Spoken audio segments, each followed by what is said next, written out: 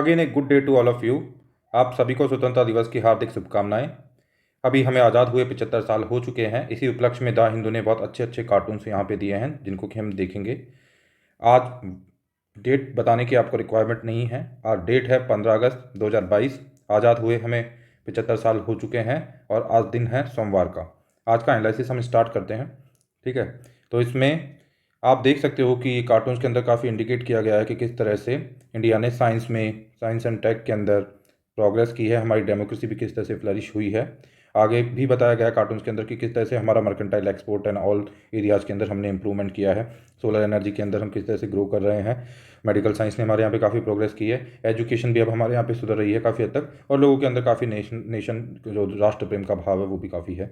तो इन सभी को इंडिकेट करते हुए कुछ कार्टून्स हैं। अब हम न्यूज़ स्टार्ट करते हैं। फर्स्ट जो न्यूज़ है वो है रेशो ऑफ वुमेन जजेज has risen considerably U Lalit. तो हमारे जो आने वाले अपकमिंग सीजेआई हैं वो काफ़ी ऑप्टिमिस्टिक हैं इस चीज़ को लेकर कि फीमेल्स का पार्टिसिपेशन जो अभी काफ़ी कम है, हालांकि बढ़ा है पिछले कुछ टाइम में, लेकिन अभी भी सब्सटेंशियली काफ़ी कम है, वो काफ़ी अच्छा हो जाने वाला है इन फ्यूचर। काफ़ी ऑप्टिमिस्टिक है इस चीज़ को लेके हमारे जो यू ललित अपकमिंग सीजेआई हैं। तो सीजेआई बोलते हैं द हिंदू को कि जो पिक्चर है आने वाली 10 से 15 साल में काफ़ी हद तक चेंज हो जाएगी, और जब हम 100 ईयर स्वतंत्रता दिवस मना रहे होंगे तो फीमेल्स का जो पार्टिसिपेशन इन जुडिशरी अभी काफ़ी कम है वो काफ़ी अच्छा हो जाएगा। ठीक है, और दूसरा इनसे क्वेश्चन पूछा गया कि आपका क्या मानना है जो एज 65 टू 67 करने को लेकर रिटायरमेंट एज को, है ना, जजेस की रिटायरमेंट एज को। तो उसमें बोला कि ये हमारा काम नहीं है, ये आप लेजिस्लेचर का काम है, उनके ऊपर रहने दीजिए इस चीज़ को। This is for the law makers to decide. ठीक है, आगे सीजीआई फिर बोलते हैं कि वर्चुअल कोर्ट्स के बारे में बोलते हैं कि इन्होंने काफ़ी ज़्यादा बेनिफिट किया है। वर्चुअल कोर्ट्स की वजह से काफ़ी हॉराइजन जो है और जियोग्राफिकल बाउंड्रीज काफ़ी हद तक मर्ज हो गई है। ठीक है, और फिर बाद में प्रेज करते हैं इस बार के जो कॉलेजियम सिस्टम रहा, और बताते हैं कि एन वी रमन्ना जो चीफ सीजीआई रहे हैं उनके अंडर में जो कॉलेजियम सिस्टम रहा उन्होंने 255 रिकमेंडेशन दिया है 11 महीने के अंदर। तो काफ़ी अच्छा इसको वो देखते हैं और काफ़ी ऑप्टिमिस्टिक है वुमेंस का पार्टिसिपेशन इन जुडिशरी को लेके इन फ्यूचर वो। तो ये फर्स्ट न्यूज़ थी। अब इससे सेकंड न्यूज़ पे जाने से पहले हम देख लेते हैं कि अभी क्या स्टेटस है फीमेल्स का। अभी जो स्टेटस है फीमेल्स का उसको देख लेते हैं। तो what is the status of women in judiciary क्या है, तो अभी काफ़ी स्टेटस अच्छा नहीं है।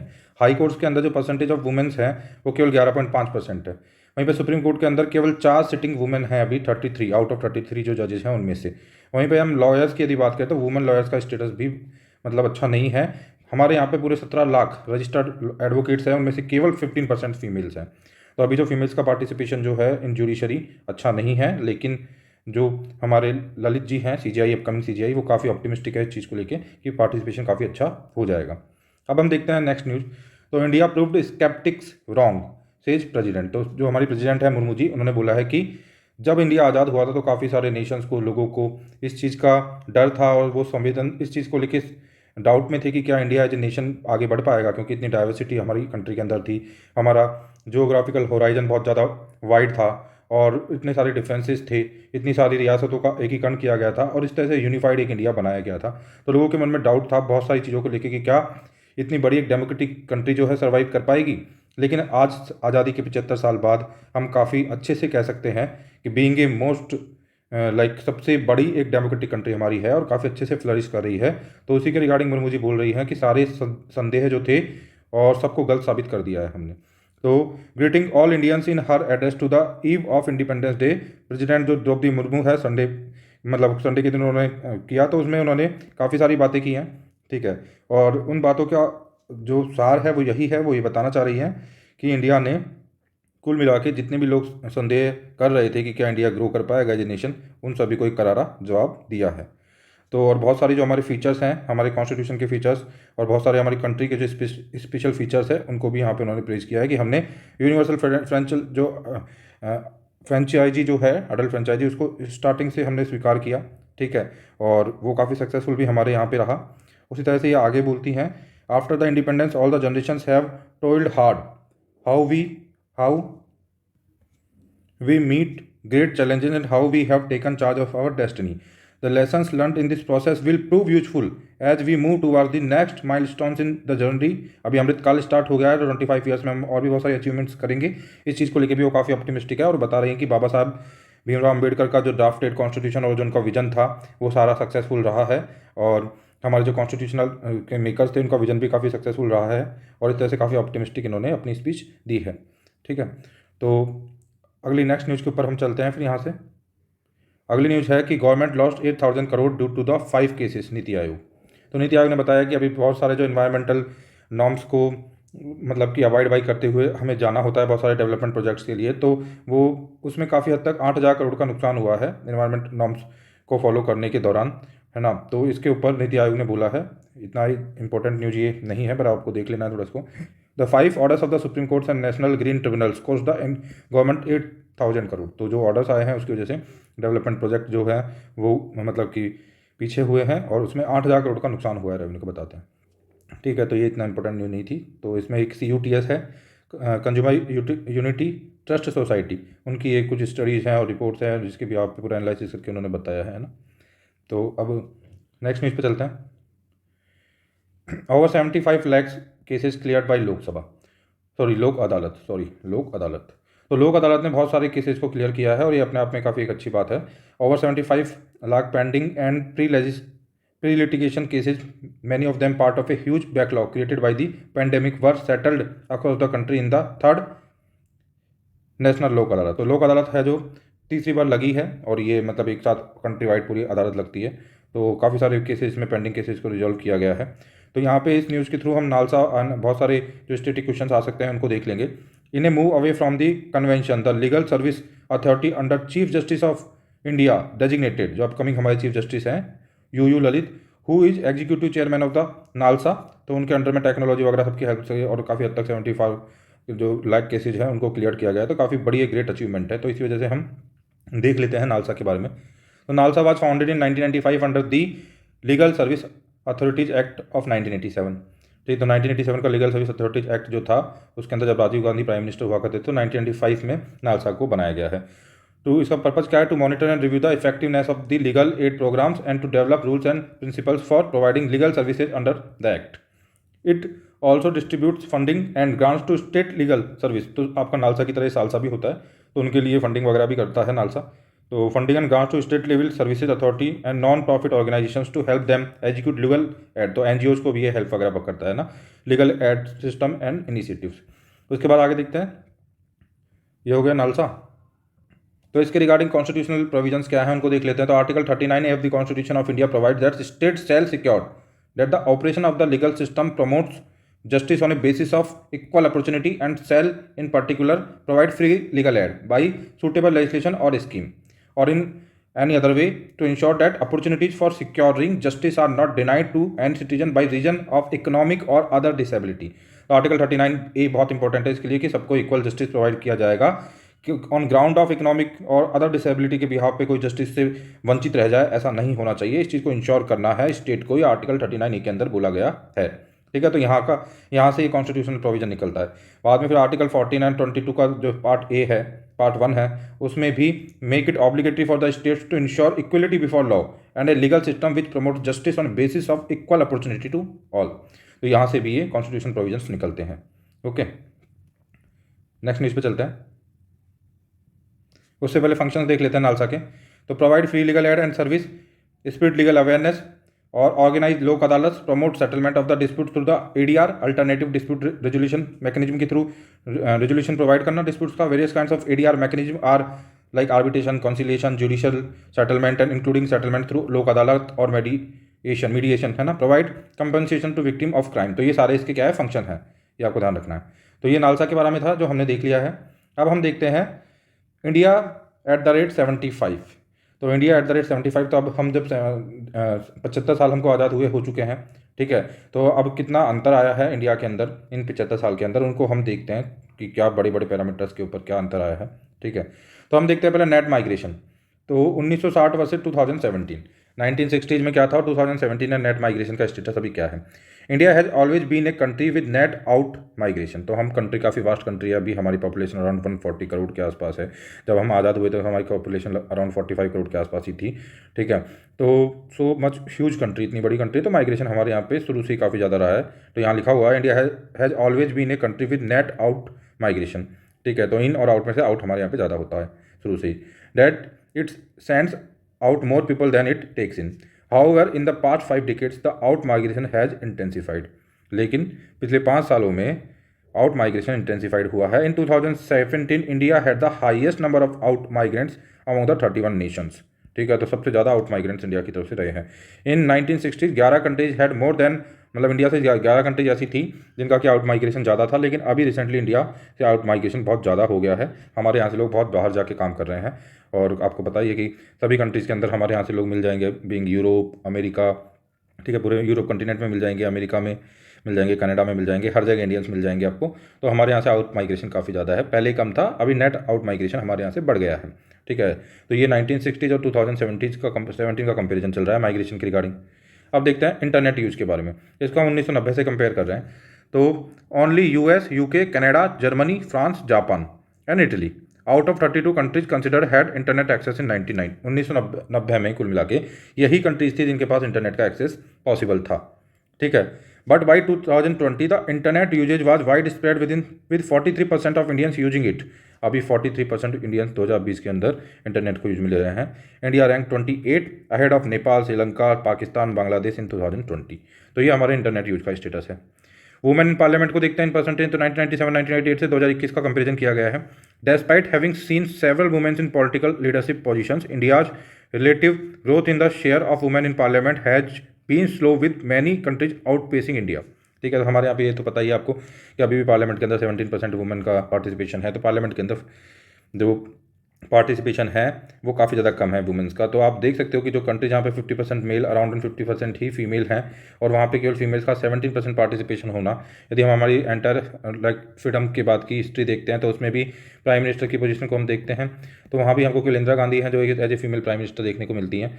तो ये भी एक स्टेटस जो है वो मतलब कि दिखा रहा है कि वुमेंस का पार्टिसिपेशन पार्लियामेंट में कम है। और भी यदि हम देखते हैं स्टेट लेजिस्लेचर के अंदर भी और कैबिनेट मिनिस्टर्स के अंदर भी, सब जगह हम जाके देखते हैं तो वहाँ पे भी पार्टिसिपेशन फीमेल्स का डाउन है काफ़ी। तो ये हमारे साथ एक प्रॉब्लम है जिसको कि रिजॉल्व करना है। तो जैसे जुडिशरी में हमारा पार्टिसिपेशन डाउन है, वैसे ही पार्लियामेंट में भी हमारा पार्टिसिपेशन डाउन है।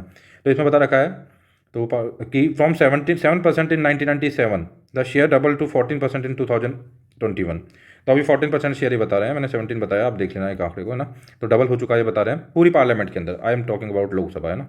तो पूरी पार्लियामेंट के अंदर या फिर ये भी पार्लियामेंट में ही है, आप देख लेना इसको 14% है या 17% है ना। Among the 31 nations compared, India ranked 27 positions slightly ahead of the Hungary. Notably, India has better rank 2097। तो उस टाइम पे हमारी कंडीशन ज़्यादा बेटर थी ना, 20 रैंक थी, और 27 तो भी मतलब प्रोग्रेसिव तरीके से देखा जाए तो दूसरे देशों ने ज़्यादा प्रोग्रेस की है वुमेंस की पार्टिसिपेशन इन पार्लियामेंट के अंदर एज कम्पेयर टू इंडिया के। ठीक है, तो ये हो गया वुमेंस का पार्टिसिपेशन। IMR मतलब इन्फेंट मोर्टिलिटी रेट देखते हैं तो यहाँ पे कितनी थी, यहाँ पे कितनी थी, तो इसमें हमने इंप्रूवमेंट काफ़ी अच्छा किया है। 1960 में जहाँ पे इन्फेंट मोर्टिलिटी रेट जो थी वो 161 थी, और इंडिया 26 था out of 32 nations. It had a better IMR than Turkey, Bangladesh and all. तो अभी क्या हो चुका है IMR वही होता है कि 1000 लाइव बर्थ के ऊपर, which is the number of the infant dying before their first birth per 1000 live birth. तो ये IMR होता है। By 2020 India IMR improve to 27। तो 27 इम्प्रूव तक आ चुका है हमारा IMR अब, है ना, जो कि पहले 161 था। इतने लोग बच्चों की डेथ हो जाती थी, अभी केवल 27 की हो रही है। तो इसको और इम्प्रूव करने की रिक्वायरमेंट है अभी और भी। ठीक है, बट एक्सेप्ट पाकिस्तान द, ठीक है, अफॉर मैंशनड 5 कंट्रीज सरपास्ड इंडिया। तो मतलब हमको अभी ये ध्यान रखना है कि क्या ये आपके ऐसे मतलब आंसर राइटिंग में काफ़ी काम आ सकता है ना। 161.8 था जो अभी 27 रह गया है, जो कि अच्छा है, और कम करना है इसको, है ना। अभी देखते हैं SDI ह्यूमन डेवलपमेंट इंडेक्स की बात करते हैं। तो 1950 और 2019 के बीच में the human development index is a major of life expectancy, access to education and standard of living. तो ये चीज़ें इसमें इंक्लूड होती है। अब इसमें बता रखा है कि जब 1 होता है तो बेस्ट होता है, 0 होता है तो कम होता है। इंडिया का जो SDI इंप्रूव किया है 0.11 से, जहाँ पे कि 0.11 था, 0.11 था, वहाँ से 0.64 हो गया है हमारा SDI जो है 2029 में। तो काफ़ी इंप्रूवमेंट वैसे तो है इसमें, ना। Despite the progress in the absolute terms it's ranking among selected, मतलब और जो कंट्रीज ने रेस्पेक्टिवली प्रोग्रेस ज़्यादा की है, इस वजह से हमारी जो रैंकिंग 26 से 28 हो गई है। 2 countries Indonesia and Saudi Arabia surpassed India. तो इन 2 कंट्रीज ने इंडिया को SDI के अंदर सरपास कर दिया है। ठीक है, तो वैसे एब्सोल्यूट टर्म्स के अंदर जो एब्सोल्यूट वैल्यू है उसमें इंक्रीमेंट होने के बावजूद रेस्पेक्टिवली रिलेटिवली वर्ल्ड वाइड देखा जाए तो हम 2 रैंक पीछे गए हैं SDI के अंदर भी। ठीक है, और SDI में क्या क्या आ रहा है तो आपको ध्यान रखना है, life expectancy, access to education, standard of living. ठीक है, अब देखते हैं CO2 एमिशन को देख लेते हैं हम। तो 1990 और 2019 में CO2 इमिशन में क्या अंतर है? India's emission of carbon dioxide per capita has been significantly lower than, क्योंकि पर कैपिटा लोअर क्यों है? पर कैपिटा लोअर इसलिए क्योंकि हमारी पॉपुलेशन 140 करोड़ है। जितना भी हम इमिशन कर रहे हैं उसमें पूरे में जब जितना टर्न ऑफ इमिशन हो रहा है 140 करोड़ का भाग देंगे तो पर कैपिटा निकलेगा। वैसे तो हम 3rd नंबर पे आ रहे हैं पूरा CO2 इमिशन करने के अंदर, लेकिन पर कैपिटा में हम बहुत डाउन है क्योंकि हमारे यहाँ की पॉपुलेशन काफ़ी ज़्यादा है। और इसी पॉइंट को हम साइड भी करते हैं जब भी हम हमारी कमिटमेंट्स देते हैं कार्बन सिक्वेस्ट्रेशन वगैरह के रिगार्डिंग और अपने आप को न्यूट्रल बनाने के रिगार्डिंग, है ना। तो वहाँ पे हम यही बोलते हैं कि हमारा पर कैपिटा काफ़ी कम है, ठीक है। और साथ में डेवलपिंग कंट्री दूसरा पॉइंट ये भी साइड करती हैं कि अब तक जितना भी हिस्टोरिकली इमिशन ऑफ CO2 हुआ है वो तो सब डेवलप्ड कंट्रीज ने किया है, क्योंकि उन्होंने ही एक्सप्लोटेशन किया है सारे रिसोर्सेज का। तो हमने तो ऐसा किया नहीं है। तो जितने भी डेवलपिंग कंट्रीज है बोलते हैं कि अभी हमारा टाइम डेवलपिंग होने का है, तो आप हमारे ऊपर ये बर्डन डाल रहे हैं कि हमें CO2 का इमिशन कम करना है, और इसके इमिशन को कम किए बिना, और टेक्नोलॉजी हमारे पास है नहीं, और इसका इमिशन कम करेंगे तो हम प्रोग्रेस नहीं कर पाएंगे, जबकि हिस्टोरिकली तो आपने किया है। तो आप फंड ट्रांसफ़र कीजिए, टेक्नोलॉजी ट्रांसफ़र कीजिए, मतलब डेवलप्ड कंट्रीज से डेवलपिंग कंट्रीज बोल रही हैं कि आप फंड ट्रांसफ़र कीजिए, टेक्नोलॉजी ट्रांसफ़र कीजिए, और हम अपनी कमिटमेंट फिर आपको देंगे। लेकिन डेवलप्ड कंट्रीज जो है फंड ट्रांसफ़र नहीं कर रही हैं, ठीक है। तो इस तरह से एक पेज फंसा हुआ है जिसको रिजॉल्व करने की लगातार कोशिशें की जा रही हैं, ठीक है। कि ये एक इशू था जो मैंने आपको बता दिया। अब इंडिया का देख लेते हैं status. But it's position has fallen by 2 place 1990 से 2019 में 32 नेशंस कंसिडर, है ना। It was the 6th lowest emitter in 90, जो हम 6ठे सबसे कम इमीटर थे, नीचे से 6ठे नंबर पे हम आ रहे थे इमीटर में, अभी हम 8th लोवेस्ट इमीटर हो गए हैं ना। तो ये हमारे लिए 8th लोवेस्ट इमीटर हो गए हैं, पहले 6 नंबर पे थे हमें ना, तो ये ध्यान रखना है। Colombia and Philippines better India in this period, है ना। बेटर किया है इंडिया इन दिस पीरियड, इन्होंने अच्छा किया है इंडिया की तुलना में। तक ये CO2 इमिशन के बारे में हो जाता है ना। तो यहीं पे आपसे मैं क्वेश्चन पूछ रहा हूँ कि अभी आपको बताना है कि जो ओशियन के अंदर एसिडिफिकेशन होता है CO2 के मर्ज होने की वजह से, उसको हम देखते हैं IPPM के अंदर, तो वो पहले कितना था और अभी कितना हो चुका है, आई थिंक, है ना। आपको बताना है इसको कमेंट बॉक्स में। 400 ppm को ये क्रॉस कर चुका है। आपको ये बताना है कि आज से 70 ईयर्स अगो, या फिर कोई भी आप एक स्केल ले सकते हो, उस टाइम पे कितना था पार्ट्स पर मिलियन में ओशियन का एसिडिफिकेशन जो है वो, ठीक है, वो देखना। आप देखते हैं रिन्यूएबल एनर्जी के अंदर, तो 1970 से 2015 की हम तुलना करते हैं रिन्यूएबल एनर्जी के अंदर। तो इंडिया की जो electricity production from renewable energy such as wind, biomass, biofuels has grown at is seeded pace, काफ़ी तेज़ी से बढ़ा है। मतलब in 1971 it was year to open its account, मतलब उस टाइम पे तो रिन्यूएबल एनर्जी का प्रोडक्शन पॉसिबल ही नहीं था, ठीक है। By 2015 5.3% of India electricity was produce using renewable energy, तो काफ़ी ज़्यादा हमने अच्छा इसमें परफॉर्म किया है रिन्यूएबल एनर्जी के अंदर। पॉपुलेशन को देख लेते हैं, तो जहाँ पे कि हमारी 1960s के अंदर पॉपुलेशन, तो मतलब मैं आपको पहले एक बताया था कि इंडिया को जो फ्रीडम मिली जब पॉपुलेशन 45, तो वो 1960s में थी पॉपुलेशन, तो मतलब उससे पहले और भी कम पॉपुलेशन थी हमारी, है ना। 32 करोड़ जितनी भी थी, आप देख लेना उसको ना। अभी पॉपुलेशन जो है हमारी 139 करोड़ हो चुकी है, 140 करोड़ हो चुके हैं अराउंड 2021 के अंदर। While its population has remain the second highest population, तो अभी एक रिपोर्ट आई है उसमें हम चाइना को भी सरपास कर देंगे, ऐसी बातें चल रही हैं, ठीक है। तो इसको देख लेना हमको, है ना। उसके बाद नेक्स्ट जो पैरामीटर है वो होगा आपका एक्सेस टू इलेक्ट्रिसिटी। तो 1993 और 2000 और 2020 में कंपेरिजन बताया गया, तो 1993 में only 51% of India's population has access to the electricity. It was ranked 29 among the 32 nations considered. In 2020, India gained 3 positions to the 26th rank, outpacing the Indonesia, Philippines, and Bangladesh, Nepal वगैरह वगैरह, ठीक है। तो ये देख लेना आपको, ओके। तो ये कुछ थी चीज़ें कि हमने 75 साल में और कंपेरेटिवली देखा कि क्या परिवर्तन हमारे यहाँ पे आया है। अब हम एक एडिटोरियल एनालिसिस करते हैं, ठीक है। काफ़ी इंपॉर्टेंट ये एडिटोरियल है the spectrum of law making in India, independent India. हालांकि मैंने यहाँ पे ज़्यादा पॉइंट नहीं लिखे हैं, लेकिन मैं इसको थोड़ा सा आपको मतलब कि एक्सप्लेन करता हूँ इसकी, इस एडिटोरियल में लिखा हुआ क्या है। तो इसमें पूरी तरह से बताया गया है कि इंडिया को जो फ्रीडम मिली उसके बाद में किस तरह से लॉ मेकिंग इंडिया के अंदर हुई है, और कौन से एरा के अंदर क्या मेजर लॉज जो हैं वो बनाए गए हैं, ठीक है। उसकी एक टाइमलाइन ड्रॉ की गई है ना। तो इसको हम देखते हैं कि नेहरू से स्टार्ट करते हैं। तो the initial years of the independent India saw various institution piece of legislation by Nehru deal mainly with the, ठीक है। तो पार्टीशन उस टाइम हुआ ही था, तो बहुत सारा चीज़ों से डील करना था, यूनिफिकेशन ऑफ इंडिया भी करना था, ठीक है। इंडिया को यूनिफाइड भी करना था। तो नेहरू के जो इंपॉर्टेंट लेजिस्लेशंस की हम बात करते हैं, तो 1952 के इलेक्शन में नेहरू जी ने काफ़ी अच्छी एक विक्ट्री अचीव की थी। उसके बाद बहुत सारे सुधार करने पड़े, जैसे आपको पता है कि first of all linguistic ground के ऊपर जो आपको लिंग्विस्टिक कमीशन वगैरह का फॉर्मेशन करना है ना, वो सब चीज़ें चल रही थी। फिर 1955 के आसपास रिफॉर्मिंग किया गया था हिंदू पर्सनल लॉज को, ठीक है, उसके बारे में बताया गया है। उसके बाद में 1956 से 62 तक काफ़ी हद तक बहुत सारे कंपनी कोर्ट्स वगैरह बनाए गए थे, है ना। और 1962 के अंदर एडमिनिस्ट्रेशन ऑफ 1962 के अंदर 1962 के अंदर यहाँ पे क्या होता है, नेहरू जी के टाइम की बात कर रहे हैं हम, तो इसमें फूड एंड पब्लिक डिस्ट्रीब्यूशन जो है, फूड एंड पब्लिक डिस्ट्रीब्यूशन के रिगार्डिंग एक्ट आता है। और यहीं पे इन्होंने 1948 से और 52 तक, हालांकि यहाँ तक तो अभी तक इलेक्शन जीते नहीं थे, ठीक है, तो यहाँ पे इनेक्टिंग किया था इन्होंने लेबर के जो प्रोटेक्शन के लॉज हैं उनको। तो हम यहाँ पे मेजर मेजर लॉज देख रहे हैं इंडिपेंडेंट इंडिया के अंदर, ठीक है। उसके बाद में इस तरह से काफ़ी इंपॉर्टेंट लेजिस्लेशन इनके टाइम पे आए थे। 1958 में अफ्स्पा का भी ओरिजिन हुआ था, आपको पता है ना, अफ्स्पा जो स्पेशल पावर एक्ट है आर्म फोर्सेस के लिए। 1963 के अंदर नेहरू जी ने क्या किया था, ये आपकी प्रीलिम्स पॉइंट ऑफ व्यू से काफ़ी इंपॉर्टेंट हो सकते हैं, है ना, तो इसको आपको ध्यान रखना है। तो English as a official language की बात कर दी थी, English as a official language को एक्सटेंड कर दिया था एक तरह से। तो ये नेहरू जी का टाइम रहा था। फिर शास्त्री जी का टाइम तो काफ़ी छोटा रहता है। उसके बाद इंदिरा गांधी जी के एरा को हम थोड़ा सा देख लेते हैं। तो इंदिरा गांधी जी के एरा के टाइम पे सबसे पहले तो इंपॉर्टेंट जो लेजिस्लेशन हुए हैं उनमें सीड्स एक्ट आया है एक। तो सीड्स जो एक्ट है वो 1966 का है, ठीक है। वहीं पे सीड, उसके बाद इंसेक्टिसाइड एक्ट आता है एक, है ना, 1968 में, इसको आपको ध्यान रखना है। उसके बाद में यहाँ पे क्या होता है, एग्रीकल्चर यूनिवर्सिटीज़ बनाई जाती हैं, कुछ 2 बड़ी एग्रीकल्चर यूनिवर्सिटीज़ बनाई गई 1970 के आसपास। ये सब कुछ इसमें लिखा हुआ है एडिटोरियल के अंदर, तो काफ़ी इंपॉर्टेंट है ये प्रीलिम्स पॉइंट ऑफ व्यू से। फिर बाद में इन्होंने क्या किया, सब्सटेंशियल रिफॉर्म्स किए हैं, सब्सटेंशियल रिफॉर्म्स इन सीआरपीसी के अंदर इंदिरा गांधी ने सब्सटेंशियल 1973 के अंदर रिफॉर्म्स किए हैं। तो इस वजह से भी इंदिरा गांधी काफ़ी मतलब जानी जाती है। उसके बाद 1967 में उपा आया था, जो भी काफ़ी लाइमलाइट में रहता है, ठीक है। UAPA जो है काफ़ी लाइमलाइट में रहता है, जो कि अनलॉफुल एक्टिविटी प्रिवेंशन एक्ट है ना, तो वो 1967 में इसकी स्टार्टिंग हुई है। इस तरह से मिसा जो थी, जिसके नाम पे लालू जी ने अपनी बेटी का नाम मिसा रख दिया था, ठीक है। तो मिसा जो था, maintenance of internal security act 1971 में, ये भी इंदिरा गांधी के टाइम पे जी के टाइम पे लॉन्च किया जाता है। तो ये भी काफ़ी इंपॉर्टेंट एक जो था लेजिस्लेशन था उनके टाइम का।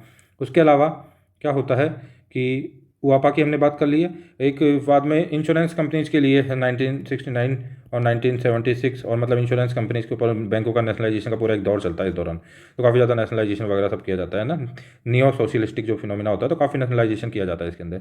1971 के अंदर इंदिरा गांधी जी के टाइम पे जो आपका प्राइवेट पर्सेस थे, प्रीवी पर्सेस जो हुआ करते थे रूलर्स के, उनको अबॉलिश कर दिया जाता है, उनको हटा दिया जाता है, ठीक है। 1976 के अंदर काफ़ी इंपॉर्टेंट एक क्या एक्ट आता है, सीलिंग अर्बन लैंड होल्डिंग्स का आता है, सीलिंग अर्बन लैंड होल्डिंग्स के लिए इंपॉर्टेंट एक एक्ट आता है ना। और फिर आपको पता है उस टाइम पे ब्लैक टाइम है ना, इमरजेंसी लग जाती है, उस सबका आपको पता ही है। 42 अमेंडमेंट काफ़ी कंट्रोवर्शियल रहता है। उसके बाद मोरारजी देसाई जी की जो गवर्नमेंट आती है, उसमें 44 अमेंडमेंट के थ्रू काफ़ी चीज़ों को रिवर्ट किया जाता है, बदला जाता है, ठीक है। और तो इस वजह से काफ़ी मोरारजी की जो जाना जाता है उनका रिजीम जो है, तो ज़्यादा टाइम तक रह नहीं पाता है। फिर इंदिरा गांधी फिर वापस आती हैं, और फिर दोबारा से मतलब काफ़ी चीज़ें होती हैं। यहीं पे हम एक चीज़ भूल गए कि 1974 के अंदर हमने पोखरण के अंदर हमारा फर्स्ट एटॉमिक टेस्ट भी हम करते हैं। इसी टाइम पे फिर है, यदि हम बात करें इनके बाद में राजीव गांधी जी की, तो राजीव गांधी जी के टाइम पे जो इंपॉर्टेंट चीज़ें होती हैं, है ना, तो वो आपको पता है कि इंडिया की आर्मी को राजीव गांधी जी श्रीलंका के अंदर भेजते हैं, ठीक है, जिसकी वजह से लिट्टे नाराज भी हो जाता है, बाद में फिर उनका असिस्नेशन भी हो जाता है, तो उसको आपको पता है।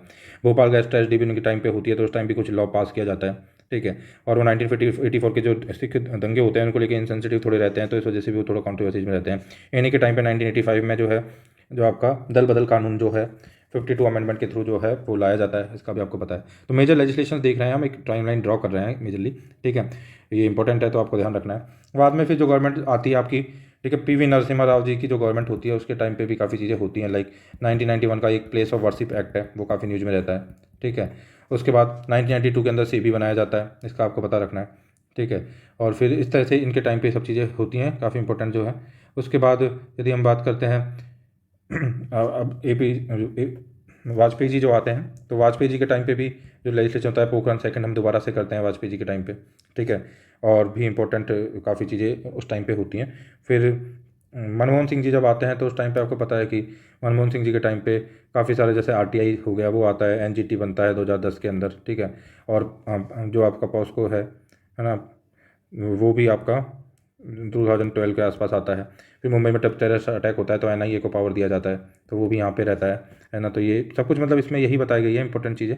उसके बाद जब मोदी जी आते हैं, तो मोदी जी का आपको पता है कि अभी जो मेजर इनके लेजिस्लेशन रहे हैं और मेजर जो काम रहे हैं उसमें 2016 के अंदर तो डिमोनेटाइजेशन को किया जाना। उसके बाद 103 नंबर का जो आपका अमेंडमेंट एक्ट रहा, 103 नंबर का जो आपका अमेंडमेंट एक्ट रहा, जैसे 10% रिजर्वेशन दिया गया है, ठीक है, EWS क्राइटेरिया वाला। 370 को स्क्रैप करना वाला जो प्रोविजन है वो काफ़ी इंपॉर्टेंट है। उसके अलावा GST वाला जो उनका अमेंडमेंट रहा, वो भी काफ़ी ज़्यादा इंपॉर्टेंट था, GST जो रिजीम रहा वो भी। तो इस तरह से कुछ मेजर लेजिस्लेशन रहे हैं जिन्होंने कि बहुत हिस्टोरिकली हम बोल सकते हैं कि काफ़ी इंपॉर्टेंट लेजिस्लेशन रहे हैं। उसी के रिगार्डिंग सब कुछ इसमें बताया गया है इस पर्टिकुलर एडिटोरियल के अंदर। तो आज के न्यूज एनालिसिस में यही था सब कुछ। आपको दोबारा स्वतंत्रता दिवस की हार्दिक शुभकामनाएं। हम इसी तरीके के इंटरेस्टिंग मतलब कि न्यूज एनालिसिस के साथ आगे भी मिलते रहेंगे। धन्यवाद।